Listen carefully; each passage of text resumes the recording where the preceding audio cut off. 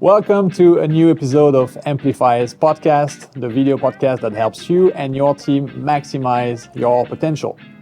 We talk about B2B sales and marketing enablement. We talk about innovation and customer experience and MarTech. We talk about leadership and change management. My name is Guillaume Villard. I am your host and the founder of Amplifiz. And today I am beyond thrilled to welcome an inspiring and outspoken general manager and leader with international experience, Assaf. Good day to you, Assaf. How are you? Hi, Guillaume. Thanks for having me. I still remember the first time we met was probably 6-7 years ago when you were with LinkedIn Marketing Solutions. Yep. You were leading the Asia business, if I recall. That's right. And I was with NTT driving the pharma business, and you kindly invited me to these cool CMO roundtables. Those were great. Those were great discussions. That was, yeah. And well, today is somehow my way of returning the favor. Tell us a bit more about yourself. First of all, thanks. Thanks for having me and for returning the favor. Those were fun meetings back then. I just ran into some of the other participants recently, yeah. So a little bit about me. I mean, I've been here in Asia 11 years now, Singapore for 11 years. I'm from the San Francisco Bay Area, which is where I started my career. And I think partly because maybe I'm a little distractible, but also because of when I started my career in the mid-90s in San Francisco, I've always been attracted to tech-enabled businesses and new ways of going to market and new ways of commercializing things. I'm not a technologist or an engineer myself, but I've always been on the commercial side of those businesses. But I've always been excited by what's new and what can be done differently using technology enablement. And so that has sort of directed my career a little bit. I've also been driven by, what do I think is going to be fun? I tend to look at opportunities and think, are there going to be good people who I'm working with every day, doing fun, trying to solve hard problems and having fun doing it along the way. And then I guess another thread in my career is internationalism. I grew up in an international family, and I enjoyed being part of in an international environment as I grew up, and that has really colored some of my career choices and personal family choices, and has led me to be here in Singapore for the last 11 years. That's amazing. Yeah. Amazing. So I wanted to pick your brain on why B2B businesses nowadays should really understand and focus on the customer experience, and what does it truly mean? CX is really just every interaction that a company has with its customers. Every company has customers, and every customer wants to be treated well and feel like they are seen and heard. I mean, it's a little bit like humans, right? Yep. You want to be seen and heard in relationships, and customers have relationships with companies. And so I think we all know what CX feels like. We all experience CX in our day-to-day lives, whether it's buying a coffee or buying software online or buying a car. And when you experience good CX across different environments, you feel good. And you experience that positivity, and that has a brand attribute. And so Genesys, a company I used to work for, has software that services companies, and many of them use Genesys in their call centers. But it's a lot more than that today. Right. And so Genesys and many of the other technology platforms that operate in this space have grown their platforms to accommodate, to consult on good web design, and consult on how to and have add-on components that enable chatbots and WhatsApp and email and all the different touch points that a company has. Right. And I'm sure we'll talk about it, but companies that get it right succeed at a much higher level, right? And we all feel it. If you go just buying a cup of coffee, if someone just hands you your cup of coffee, or someone knows, oh, Guillaume, welcome back. Will you have your usual Americano today? Like that, there's a differentiated level of service, and it might it might keep you as a customer longer. Yeah. So with the coffee, you talk indirectly with this example about personalization as well, and all these touch points. But moments ago, you reminded us that CX is all these touch points that a brand has with its customer, or customer has with a brand, and by definition, these touch points are owned by a lot of different functions in a business. That's right. We typically think of sales and marketing, of course, but it's way beyond this, right? It's service, it's customer success, or finance when you invoice your customers and so on. So because it's really a cross-functional effort, concretely, how do you make sure as a business that all these functions are indeed truly aligned? You typically need a commitment from the top, right? And so executives, CEOs or COOs or who recognize that the customer is the most important thing and invest in, as you just said, at least attempting to unify all those different touch points. Like you say, invoicing, you might not think of as a customer touch point, but it is, and it's an important one. And if you have a question about your bill, and when you call, you can't call in to anybody to ask about that, that could be a negative experience. And so at larger, more established companies, when the C-suite is committed and you're starting to see more CDOs, chief digital officers, or CCOs, chief customer officers. Someone who has as a central part of their role this advocacy for the customer experience. That's where you tend to see greater levels of success. And even when you have that commitment from the top, it's still hard for the reasons you said. If you're talking about a large established company that has silos, that has different divisions, that have different areas of the business. Customers don't care about that. They just want to talk to somebody. And it can be hard to enable that. And especially when you're talking about, the tech stack is complicated and the sales cycles are long and the different processes are complicated and may or may not be tied to one another. And so it's a journey. I don't think companies, medium and large size companies should not expect that there's any kind of silver bullet. Nor should they think that things like AI or technology are going to immediately save them a ton of money, right? There's a lot of buzz about AI and how it's going to remove the need for any of your people, right? You'll be able to do everything with AI. I don't believe that at all, and I don't think that AI is going to. I think AI can be transformative, but I think AI and technology will help the humans do a much better job and be more efficient. And the companies that figure out how to have that interplay between their human resources and technology resources will sort of move to the head of the pack. Right. I don't think that all the jobs are going to stay the same, by the way, right? I think the technology will displace a bunch of jobs, and I think the technology will change the way these things happen. Whether it's Gen AI or anything else, technology should be a mean to an end and not the end itself. I've spoken to customers, and I won't mention names right now, but who are asking, so what can I do with Gen AI? I'm like, well, I think you should first focus on what kind of problems you're trying to address. Right, that's exactly Then we will see down the road if you need a Gen AI empowered tool or if you need something else. But when you were at Genesis, was it something that was part of your scope? Is it something that... Yeah, I mean, it's baked into a lot of the tech. AI has been a part of that kind of technology for a while, and it's just getting better and more embedded. And there's obvious examples of repetitive tasks that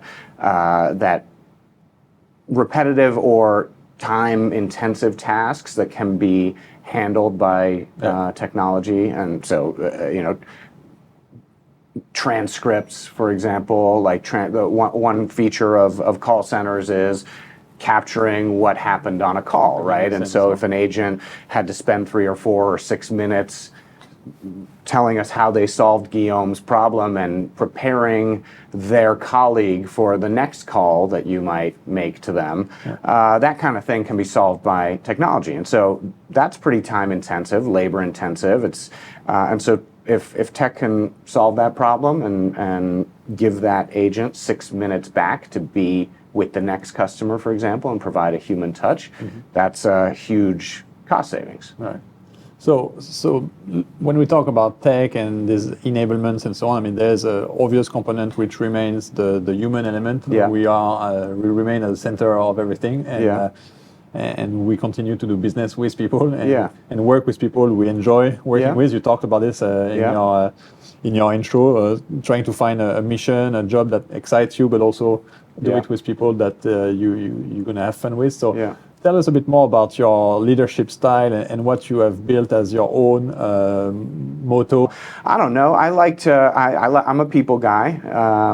I like when I think about my leadership style and how I engage in a job. I like to solve problems, and so I like to solve problems with other people and sort of roll up my sleeves and try to figure out what's going on. I like working hard. I like complex problems, and so I think I have a natural curiosity about problem solving, and I also have a genuine interest in people, right?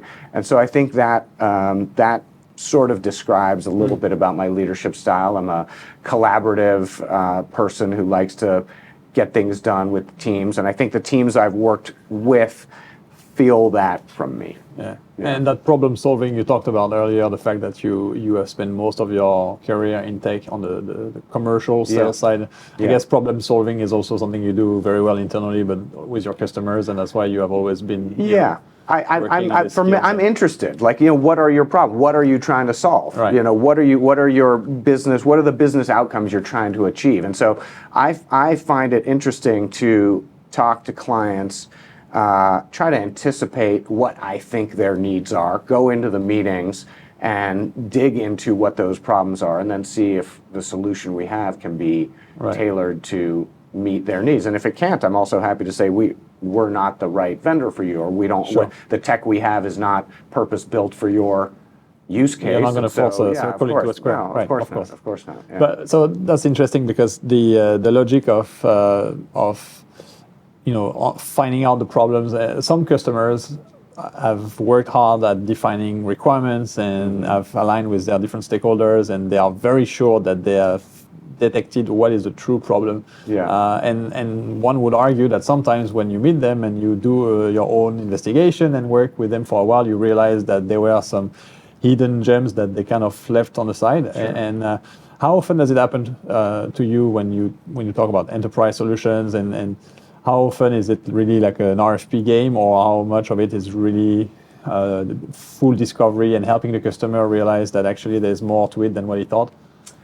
Because it's a difficult conversation at times, right? Yeah, I mean, look, every situation is unique, and I think you need to approach it with an openness, right? Some are pretty easy, and you're not going to move them off of a position, and some easy. I mean, like, they know what they want, right? And they may or may not be open to creative solutions, and you may or may not have those, right? And so, enterprise level, frequently, hey, this is what we're doing in Europe.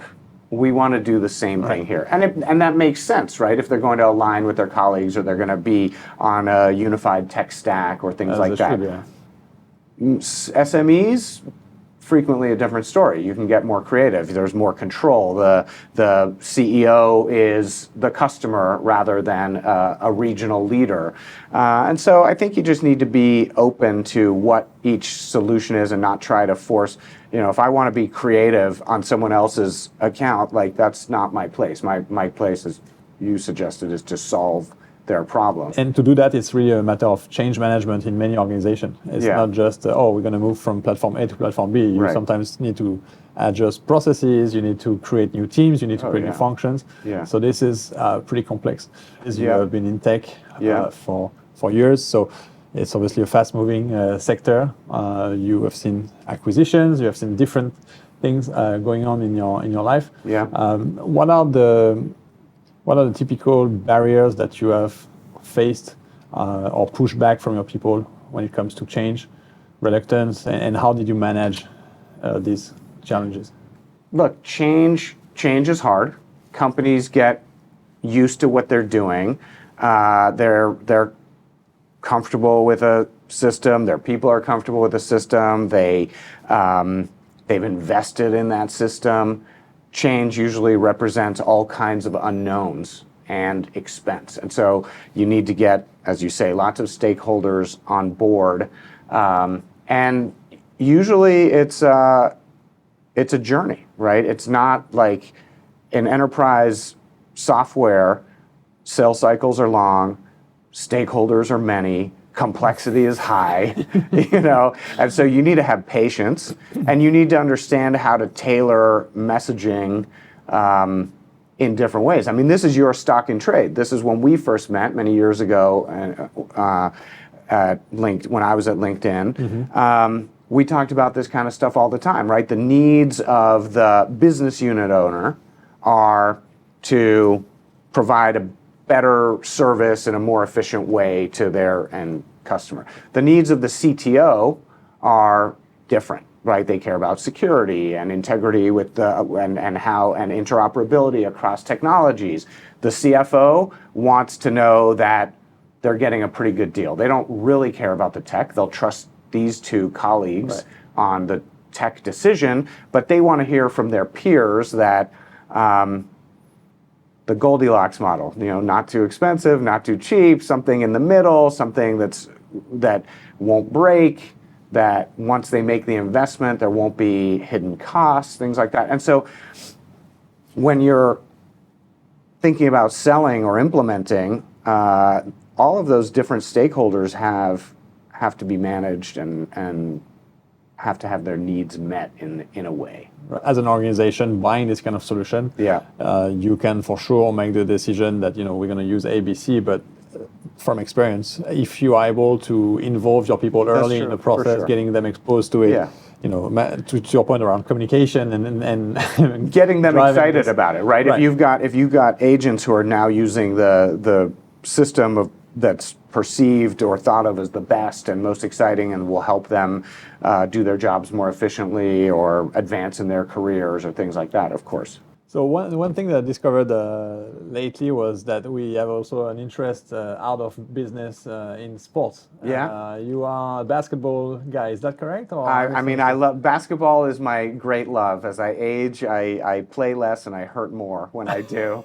I don't think I ever played at your level. I remember a story of yours, like you played with the Bulls or played with Michael Jordan or went to some camp or something. I was like, oh my God, this guy. No. I don't know. I never told you that. No. I was playing national level as a youth in France, and I did a basketball camp at University of Massachusetts, UMass. Oh, UMass. Okay, got it. 1998. All right. Well, national level France. I mean, there are some in use. There's amazing talent coming out of France. We can right name now, yes. Well, right now and over the last couple of decades. True. I'm older than any of these guys. Well, I know, but still. Anyway, so you played at an entirely different level from me. I've always been a rec league hack, but it's my true love for sure. Are you still watching the game? Or I watch a lot of basketball. You do? I watch a lot of basketball. Yeah, I'm a Golden State Warriors fan, of course. I mean, it's been easy to be a fan for the last 10 years, but I've been a fan for much longer than that. Right.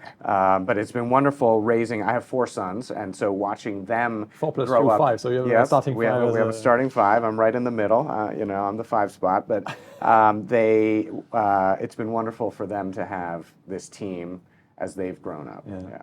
So I played in youth basketball, as I mentioned, and then when I went to university, I was also a basketball coach. I went through 2 certifications to have a degree in coaching basketball, and I was teaching teenagers how to play the game. And it starts to be the beginning of organized basketball, both in offense and defense. And I was 19 years old to my 22, so it was obviously early in my life and career, and it was somehow my first management experience, if you will. Yeah.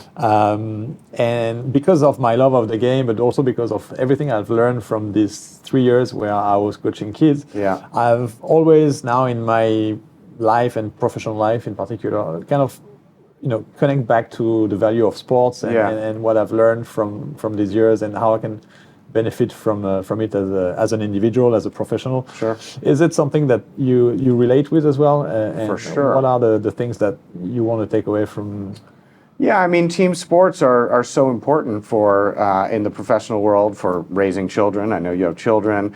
I mean, this idea of you can't do it alone, right? I have some of those early formative experiences. They're not so much from sports, but I spent a lot of years in that same period, late teens, early 20s, as a wilderness guide.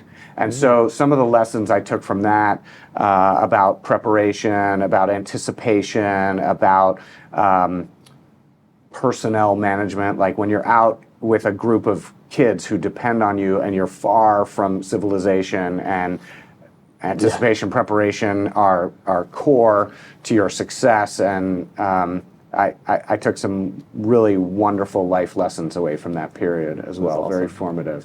But yeah, critically important to business. I mean, a lot of that stuff that you learn at that age carries through. We have also been, fed and enriched by others, whether by people, by situations, by experiences, by books or courses or whatever. If you look back, what are the people or the events that have forged you into a better version of yourself today? So those early experiences in the wilderness were very formative.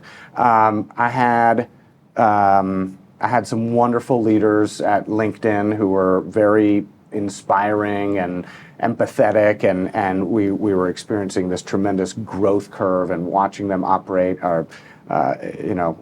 I think of those people as role models for how I lead with empathy, and I've got some right at home. My wife and children are wonderful role models for me in different ways. Books, I have a couple that I think about a lot. One is just because I find it intellectually intriguing. So Thinking Fast and Slow, you know that book? Daniel Kahneman, just this idea of system 1 and system 2, and like emotional, visceral reactions. Right. What you can't, the way you can't control how you think or react to something, and then system 2, like how you actually do it within a society and a group. I think that's a super interesting set of ideas. And then one that's much more current, my friend Rob, who's a Singapore guy, just put out a book. He just published a book called Smooth Scaling, and it's all about how companies operate seamlessly when they're very small and tend to break down, or the performance tends to break down as they grow, and how you can address some of those performance elements as you grow. Also very thought-provoking. Yeah. Well, that's an interesting one. What's the name of the author again? Rob Beer, B-I-E-R. Right. He's right here in Singapore. Right, yeah, cool. There you go, Rob.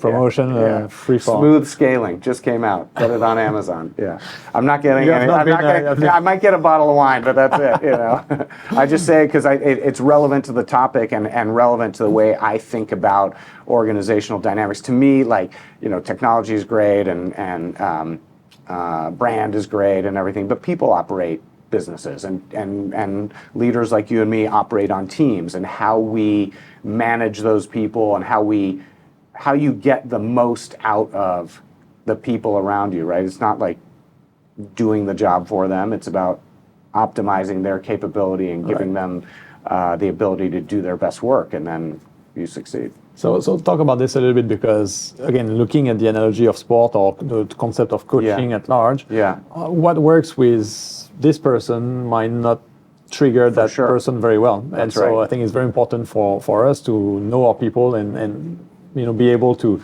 adapt to their not only to their needs, but also to the style of communication they feel comfortable with, and so on. So how do you tackle this kind of thing? I agree completely with exactly what you just said, right? Like the motivations and the styles of each person are different, and so how you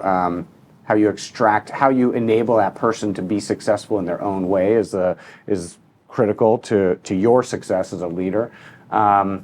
I really try hard. I mean, I try to get to know my people. I try to understand what motivates them, and then I try to demonstrate that I understand them, and I'm in it with them. Right? This idea of like rolling up your sleeves and doing it with them in the way that matters. Right? And it is everybody is different, but that is the critical success factor. Yeah, and this is how you can impact people's life. I mean, really, this, of course, at the end of the day, we can argue that, our career, as much as we are, very driven and ambitious or whatever, I think we know that there's more to life than that, for sure. Of course. It's a no-brainer, but when you are able to touch people's life because you are genuine, because you truly care, and you see them growing and having fun, this is the most fulfilling 100%. Of course, you want to make money, you want to progress, you want to have success, but that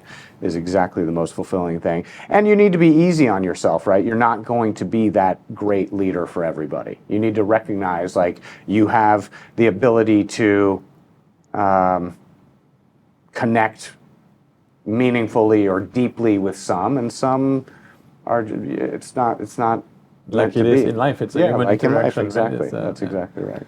Well, today has been very smooth because I guess it was easy to get this going. I appreciate you take the time. See you soon. Thanks for having me. Thanks, Assaf. Thank you. Thank you all for watching this episode of Amplifiz podcast. Thank you so much, Assaf, once again for taking the time and being with me. We look forward to seeing you soon on another episode. You can follow us on LinkedIn. You can subscribe to our YouTube channel, and you can, of course, follow Assaf on LinkedIn if you wish to. Thank you again.